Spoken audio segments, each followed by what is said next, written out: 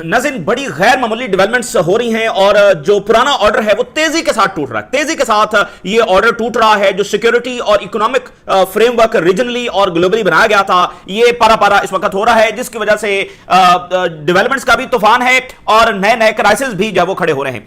इस वक्त खतरात हैं, एक फुल स्केल जंग जब वो दोबारा छिड़ सकती है, लेकिन अमेरिका इस पोजीशन में नहीं है कि वो एक फुल स्केल वॉर जब वो छेड़ सके, क्योंकि जिस तरह से स्टॉक पाइल उनके कम हो चुके हैं और एक मजीद जंग छेड़कर भी उनके लिए हासिल वसूल इस जंग में कुछ भी नहीं है।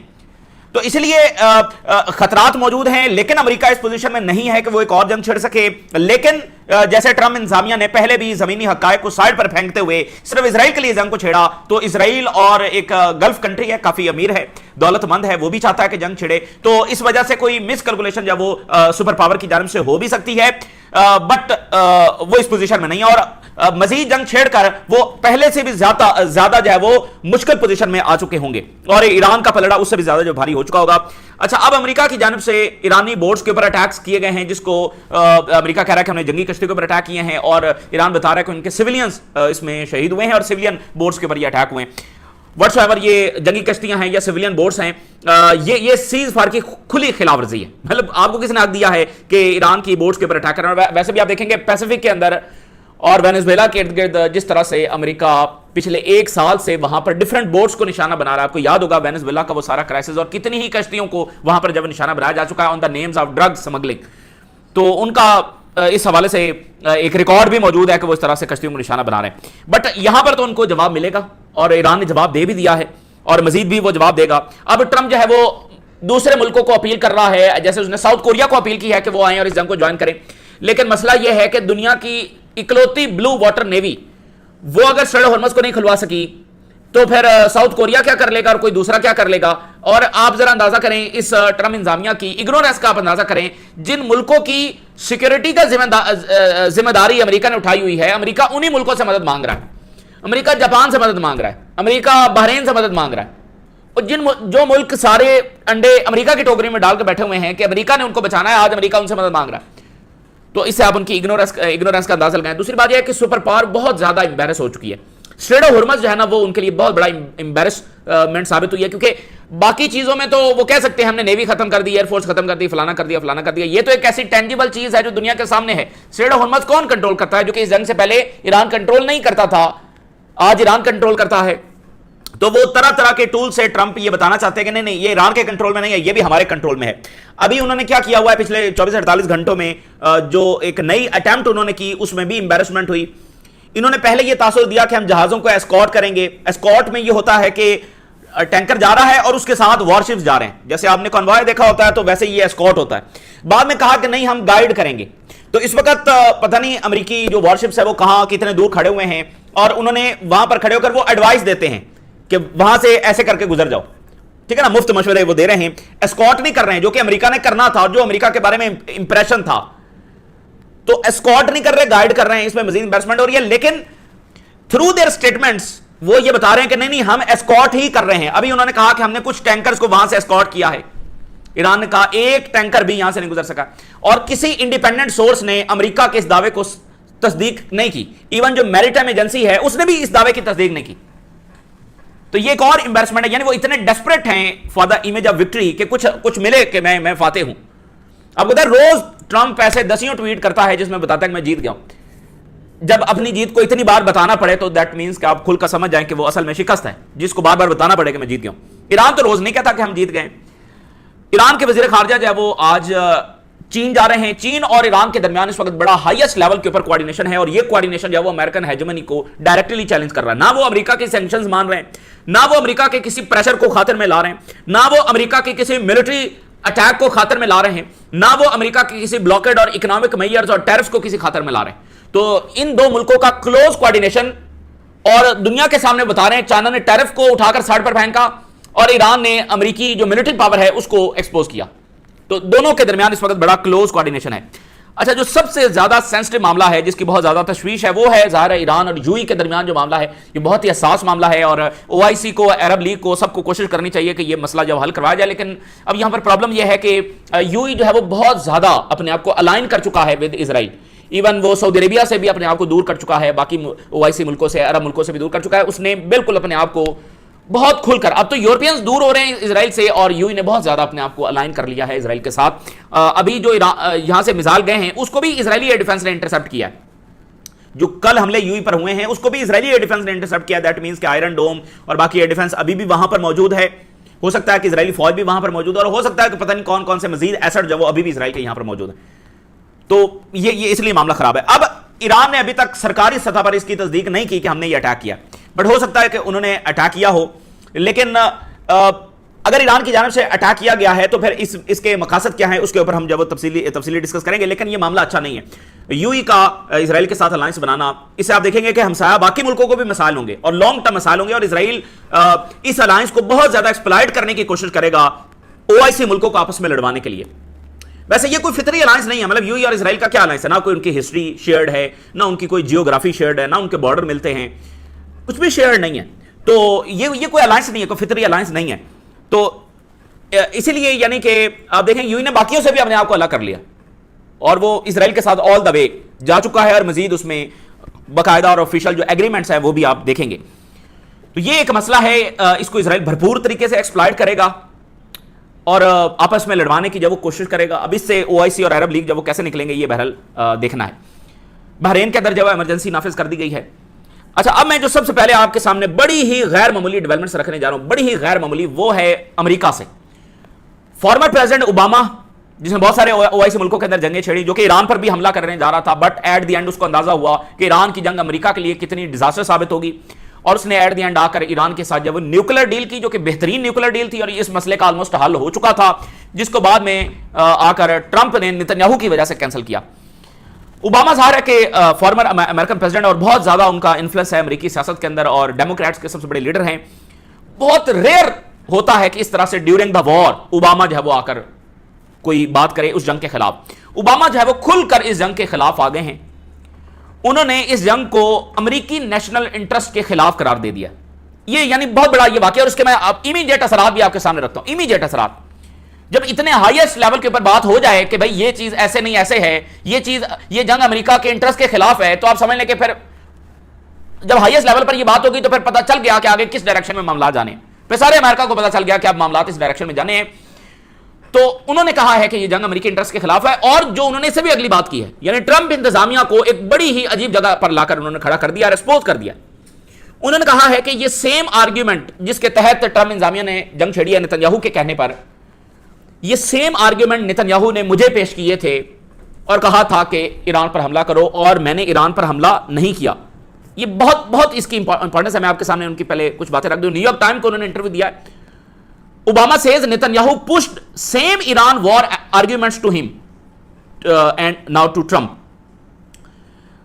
रिपीटेड अटेम्प्ट्स जब वो की गई थी नेतन्याहू की जानिब से मुझे कन्विंस करने के लिए कि मैं ईरान के ऊपर जो अटैक करूं, लेकिन नेतन्याहू के साथ जो डिसएग्रीमेंट्स थे वो बिल्कुल एस्टेब्लिश थे कि ये बिल्कुल बोगस प्लान है और ये अमेरिकी इंटरेस्ट को सर्व नहीं करता, बल्कि इससे इजरायली मफादात या नेतन्याहू के कोई जाती मफादात तो पूरे हो सकते हैं, लेकिन अमेरिका के इसमें कोई मफादात नहीं। और आज मेरी उस असेसमेंट ने बिल्कुल दुरुस्त साबित किया नताज को कि मैं ठीक था। मैंने कहा था कि ये अमेरिकी इंटरेस्ट में जंग नहीं है, तो वो आज अब दुरुस्त साबित हुई है और ये जंग बिल्कुल भी अमेरिका के लिए अच्छी नहीं है। और ओबामा आल्सो स्ट्रेस्ड कि ये जो ट्रंप बार बार हॉकिश बिहेवियर रखे हुए है ईरान के खिलाफ, बार बार वो ईरान जंग की बातें कर रहा है। ये आप उसकी लाइन सुनिए। ये वो शख्स है जिसने बहुत सारी जंगें की हैं, प्रिंसिपल ऑफ ह्यूमन डिग्निटी के ये खिलाफ है। देखें, वो इसको जस्टिफाइड वॉर कह रहे हैं, वो इसको हॉली वॉर कह रहे हैं, वो इसको कह रहे हैं कि हम सबसे बड़ी ईवल के खिलाफ लड़ रहे हैं। ओबामा कह रहा है कि ये बेसिक ह्यूमन डिग्निटी के खिलाफ है और ये जो फैसले लिए जा रहे हैं ये हुबरस एंड प्योर सेल्फ इंटरेस्ट में लिए जा रहे हैं। बिल्कुल उठा के साइड पर फेंक दिया ट्रंप इंतजामिया को। ओवर कॉन्फिडेंस में ये फैसले लिए गए हैं और प्योर सेल्फ इंटरेस्ट में, जाती इंडिविजुअल मफाद के अंदर, अमेरिका फर्स्ट में ये फैसले नहीं लिए गए, जाती मफाद में और ओवर कॉन्फिडेंस में ये फैसले लिए गए। और ये बात उन्होंने सुनी, अगर यही अप्रोच जारी रखी गई तो ये अनचेक्ड जो एस्केलेशन है ये कन्फ्रंटेशन का जरिया बन सकती है इन्वॉल्विंग मेजर पावर्स। इसके नतीजे में आलमी जंग छिड़ सकती है। ओबामा ने कहा है कि अगर ट्रंप इंतजामिया का यही बिहेवियर रहा तो फिर एक आलमी जंग छिड़ सकती है। देखें, ईरान जंग के बारे में हमेशा ये अजम्पशन रही है कि इससे एक आलमी जंग छिड़ सकती है और ये वन ऑफ द रीजन थी कि अमेरिका इस जंग में कभी नहीं गया। और चाइना और रशिया इस जंग में इंगेज हो सकते हैं, ये अमेरिका की असेसमेंट हमेशा रही है। और इस वक्त देखें कि चाइना ने एक लाइन ये ड्रा कर रखी है कि वो बरह रास्त अमेरिका के साथ जंग में नहीं जाएगा, लेकिन अगर ये जंग फैलती है, और ओबामा भी यही बात कर रहा है कि अगर ये अनचेक्ड एस्केलेशन जारी रहती है तो फिर बाकी पावर्स इन्वॉल्व हो जाएंगे। और यही है, चाइना फिलहाल ये कह रहा है कि वो इस जंग में बरह रास्त नहीं आएंगे, लेकिन बाकी सारी सपोर्ट है। लेकिन अगर जंग इसी तरह से फैलती रही तो फिर चाइना के लिए इस जंग से दूर रहना मुश्किल हो जाएगा। और ये बात ओबामा कर रहे हैं कि मेजर पावर इसमें आ जाएंगी, आलमी जंग जब छिड़ जाएगी। अब आप देखें कि कल न्यूयॉर्क टाइम को टक्कर कार्लसन ने इंटरव्यू देते हुए ट्रंप इंतजामिया को यरगमाल करार दिया, ट्रंप को गुलाम स्लेव करार दिया नेतन्याहू का और इजराइल का। और आज ओबामा ये बात कर रहा है, यानी ओबामा क्या बात कर रहा है, अमेरिका फर्स्ट।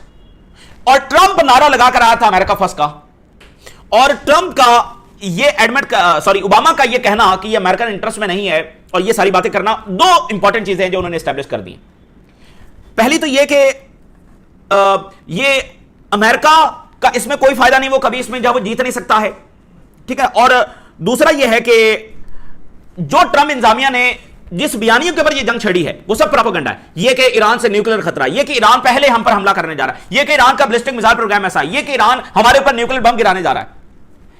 जब ओबामा ये कह रहा है कि ये सेम आर्ग्यूमेंट्स मुझे पेश किए गए थे कि ईरान 2 हफ्ते न्यूक्लियर से दूर है, तो आज 10 साल बाद उन्हीं सेम आर्ग्यूमेंट्स के ऊपर जंग छेड़ी गई है। तो दैट मींस कि वो जिस बयानिया के साथ ट्रंप इंतजामिया गई है वो सारा बयानिया झूठा है।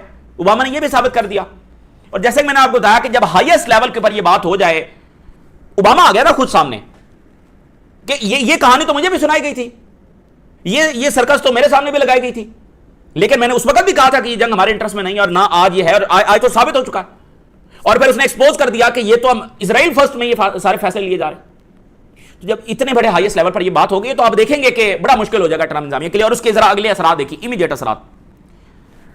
डेमोक्रेट्स इस वक्त जो है वो इंपीचमेंट शुरू करने जा रहे हैं, और व्हाइट हाउस जो है उसने अपने जो अपॉइंटीज हैं, अपने ओहदेदार हैं, उनको ब्रीफिंग्स देना शुरू कर दी हैं कि आगे क्या होने जा रहा है। इंपीचमेंट होने जा रही है, इन्वेस्टिगेशंस होने जा रही हैं, स्क्रूटनी होने जा रही है, टेस्टिमनीज लिए जाएंगे, कांग्रेस के सामने बुलावा होने जा रहा है, ये सब होने जा रहा है। अब आप ये हेडलाइन देखिए, Washington post, white house lawyers prepare staff for dealing with democratic Congress. कैसे आगे करना क्या है, आगे होने क्या जा रहा है, वो सारी उनको ब्रीफिंग दी जा रही, तैयारी करवाई जा रही है उनकी। और मैं आपको बताऊं कि जो IRGC की जंग है, ईरान की जो जंग है, उसमें एक पिलर तो इकोनॉमिक है, एक यह है कि मिलिटरली कैसे सामना करना है, और तीसरा पिलर भी है जो हमने पहले भी आपको बताया, वो है अमेरिकन पॉलिटिक्स, कि अमेरिकी सदर तक रिप्लेस होगा इस जंग के जरिए, और फिर अमेरिका को पीछे हटना पड़ेगा। जब जो सदर जंग छेड़ेगा उसको ही, जब वही रिप्लेस हो जाएगा तो फिर आगे पॉलिसी ज़रा बदलेगी, इस जंग की वजह से रिप्लेस होगा ना। तो अमेरिकन पॉलिटिक्स में जो कुछ हो रहा है ये इस जंग का हिस्सा है, ठीक है ना। इस बात को ध्यान में रखें कि ये कोई आइसोलेशन में अलग से वाकयात नहीं हो रहे हैं। ये ईरान ने सोचा हुआ था कि इधर इकोनॉमिक बर्डन आएगा, इधर मिलिट्री डिफीट होगी, तो उसके बरह रास्त असरात अमेरिकी सियासत के ऊपर जब आएंगे। सो इंपीचमेंट रिस्क है, ये अपॉइंटीज को बताया जा रहा है, मतलब वो सेक्रेटरी ऑफ डिफेंस भी फारिग हो सकता है, कोई और ओहदेदार भी फारिग हो सकता है, और एक्टिवली उनके खिलाफ इन्वेस्टिगेशंस की जाएंगी, और ज़ाहिर उसमें फिर ट्रंप को बरह रास्त से वो लिंक किया जाएगा। और जो फॉर्मर ऑफिशियल्स हैं, यानी जैसे अटॉर्नी जनरल को फारिग किया गया है, उसको भी बुलाया जा सकता है, बाकियों को भी बुलाया जा सकता है, यानी जो ट्रंप ने फारिग किए हैं उनको भी बुलाया जा सकता है, बाकी डिपार्टमेंट्स में जिनको फारिग किया गया, और जो फेडरल वर्कर्स को फारिग किया गया है किन बुनियादों पर किया गया है, इस पर इन्वेस्टिगेशन जब वो होने जा रही है। प्राइवेट ब्रीफिंग जो है वो दी जा रही है to prepare appointees for heighten congressional oversight. अब कांग्रेस मुकम्मल ओवरसाइट करने जा रही है, एक एक चीज के ऊपर वो नजर रखेंगे, और बकायदा उनको बताया जा रहा है कि नवंबर के अंदर जो मिड टर्म इलेक्शंस होने जा रहे हैं उसमें बहुत ज्यादा मेजॉरिटी डेमोक्रेट्स हासिल करने जा रहे हैं, ये नतीजा है। और जरा अगली खबर भी सुन लें। आज की ताजा तरीन रिपोर्ट के मुताबिक इस जंग की जो कॉस्ट है वो $70 बिलियन हो सकती है, $70 बिलियन, जिसको पेंटागन ने कांग्रेस के सामने झूठ बोला कि $25 बिलियन, 25 भी बहुत ज्यादा है, लेकिन आज ये $70 बिलियन। रिपोर्ट एस्टिमेट के US spending on the Iran conflict has surpassed $70 billion, $70 billion को भी ये क्रॉस कर रही है। और जब ये दावे किए जा रहे हैं कि जंग खत्म हो गई है, ऑपरेशन हम एंड कर रहे हैं, जैसे ट्रंप ने बताया है कांग्रेस को, तो ना ही ये जंग कहीं खत्म हो रही है, और कॉस्ट जब $70 बिलियन से ऊपर जा चुकी है। और ऊपर से ओबामा ये कह रहा है कि नहीं, ये अमेरिकी इंटरेस्ट में है, और ये सिर्फ इजराइल के लिए जंग छड़ी गई। अब ट्रंप इंतजामिया क्या नैरेटिव जब लेकर आएगी, यदि देखें जो इस तनाजुर में आखिरी बात, फिर आगे बढ़ते हैं कि अमेरिका में आपको एक कंसेंसस होता हुआ नजर आ रहा है। कौन सा कंसेंसस? कि इस जंग में हमारे लिए कुछ नहीं है, जो भी प्रोपेगेंडा हमें हमारे सामने रखा गया था ये सब झूठ है, और एक मोमेंटम साथ बनता हुआ नजर आ रहा है कि कुछ ऐसे एक्टिव स्टेप्स लिए जाएं इस जंग को रोकने के लिए। पहले तो ये कंसेंसस होना था ना कि भाई हां वाकईतन ये जंग हमारे इंटरेस्ट के खिलाफ है, वो कंसेंसस हो गया बहुत हद तक। ओबामा भी आ गया, टकर कार्सन भी आ गया, बहुत सारे रिपब्लिकन्स भी आ गए। जो पीट हेसेथ की हियरिंग हुई उसमें भी ये पता चल गया कि वो बेसिक क्वेश्चन के जवाब ही नहीं दे सका। और फिर ऊपर से बढ़ती हुई कॉस्ट, ऊपर से बढ़ती हुई महंगाई, ऊपर से बढ़ती हुई एनर्जी प्राइसेस, ये सब मिलकर इस बात को स्टैब्लिश कर रहे हैं और साथ एक मोमेंटम बना रहे हैं कि इस जंग को रोका जाए। अच्छा, अब जो ईरानी बोट्स पर हमले किए गए उसमें 5 सिविलियंस वो मारे गए हैं, ये ईरान बता रहा है। Trump urge South Korea to join the war, और साउथ कोरिया में आज मीटिंग हो रही है कि जो ट्रंप ने अपील की है उसका क्या करना है, ठीक है ना। कोई हालत नहीं है, मतलब कौन है, कोई नहीं आएगा यहां पर, और जो आएगा वो ज्यादा जब नुकसान उठाएगा। मतलब साउथ कोरिया आकर क्या कर लेगा। और आप देखिए कि ट्रंप इंतजामिया जिसके सामने प्रपोजल गया है वो उस प्रपोजल को डिस्कस नहीं कर रही, बल्कि कह रही है कि हम स्ट्रेट ऑफ हॉर्मज़ खुलवाएंगे, जो वो कभी खुलवा नहीं सकते। अब आ जाइए जरा यूएई के ऊपर। बड़ा अच्छा मुल्क है, जबरदस्त कंट्री है, बट प्रॉब्लम यह है कि जिस तरह से जियो पॉलिटिक्स इवॉल्व हो रही है, इससे मामला बड़े तल्ख हो रहे हैं, बहुत तल्ख हो रहे हैं। अभी आपको पता है ईरान ने क्या कहा है, उन्होंने कहा है कि यूएई जो है sitting in a fragile glass house warns Iranian official. ये शीशे के महल में बैठे हुए हैं, तो बस एक पत्थर की जरूरत है, इतनी तल्ख बात है। IRGC says no part of UAE will be safe. चूंकि अब ये बड़ी तल्ख है ना, देखें ईरान पर हमला हुआ, उनके सुप्रीम लीडर शहीद हो गए, इतने बाकी ऑफिशियल्स मारे गए, इतने लोग मारे गए, और पता चला कि हमले यूएई से हुए, यूएई जब वो इजराइल के साथ अलायंस बना चुका है, तो मामला बड़े तल्ख हो गए। तो अब ये अभी तो ईरान ने इसको एडमिट नहीं किया, लेकिन अगर ये हमला ईरान से हुआ है तो 2 बड़ी रीजन है। पहला ये कि ईरान के पास ये एविडेंस आ गया है कि ड्यूरिंग द वॉर यूएई ने उन पर अटैक किया, यूएई के तैयारों ने बरह रास्त जाकर ईरानी आइलैंड्स के ऊपर अटैक किए ड्यूरिंग द वॉर। ये एविडेंस उनके पास आ गए, ये उसका जवाब जो उन्होंने दिया। दूसरी बात यह है कि चूंकि ईरान ने एक इकोनॉमिक ब्लॉकेड लगा रखा है जिसका मकसद है कि इकोनॉमिक प्रेशर डालना, तो यूएई जो ओपेक से अलग हुआ है और वो मजीद ऑयल एक्सपोर्ट करना चाहता है, जिससे जाहिर है कि इकोनॉमिक प्रेशर थोड़ा कम होगा, तो वो फुजैरा के जरिए करेगा उस ऑयल को एक्सपोर्ट।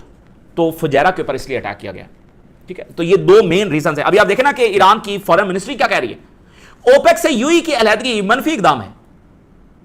तो ये आपको इस बात का सबूत